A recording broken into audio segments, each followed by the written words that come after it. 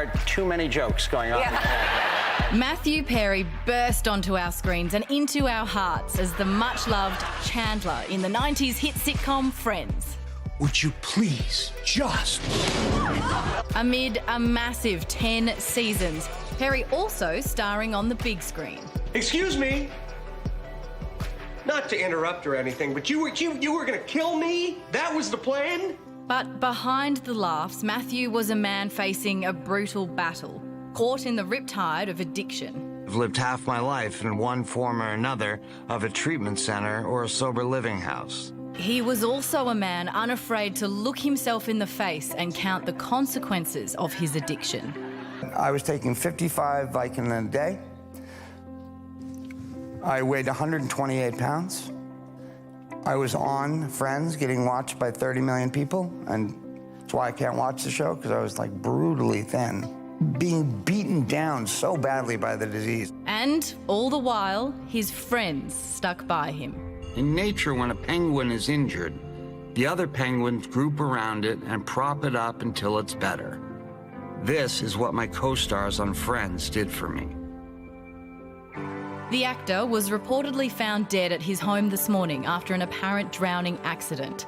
Fans tonight remembering a man with an exceptional talent for making us laugh.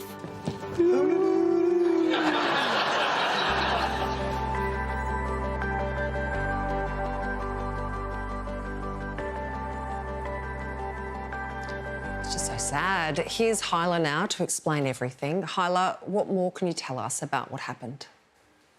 Yeah, so the reports that we're hearing from TMZ and the Los Angeles Times is basically he went out earlier today. He went out exercising, playing pickleball. It's kind of like a cross between tennis and ping pong.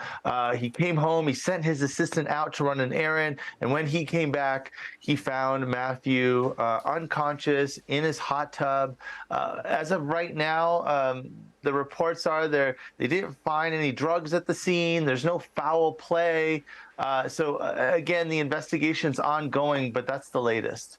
Hyla, Matthew Perry himself once said that when he died, he thought it would be a shock but not a surprise. How is Hollywood reacting to this news today? Yeah, I mean, he put it perfectly, especially someone who's been dealing with addiction his whole life. But of course, as more and more people are finding out, the tributes are starting to pour in. I mean, just live on SNL a couple of hours ago, they put up a portrait of him and with his name on it. You're starting to see a lot of his friends and actors that he had worked with. Shannon Doherty, which he had done a scene with in 90210, talked about a date that they had went on. And of course, his childhood friend, Prime Minister of Canada, Justin Trudeau, is paying his respects and talking about their friendship on the playground many, many years ago. Harley, you mentioned his battle with addiction. He was very open about that, but there was, I guess, always hope that he would beat it. Just how tough were his struggles? I mean, just going back and reading his book and some of the numbers here, he went to AA 6,000 times, spent about 30 years in therapy, went to rehab 15 times. Half of his life is basically around treatment, relapsed around, around 60 times. He had 14 surgeries because of the side effects of the opioid addiction. And if you remember, he was in a coma. He was in life support back in 2019. The doctor said he had about a 2% chance to live, and it's not surprising that maybe his body finally caught up with him at the age of 54. Today we've seen so many Friends clips and montages pop up everywhere. Hyla, Chandler was such an incredible character. Just how much of that was Matthew Perry? Chandler Bing and Matthew Perry are just, they're kind of two sides of the same coin. One of the things I love is that, he very much had a comedic presence about him. Not only would he try and write jokes for himself as Chandler, but he was always trying to write jokes for everybody else in the cast as well. I mean, just kind of the cadence and the way he spoke.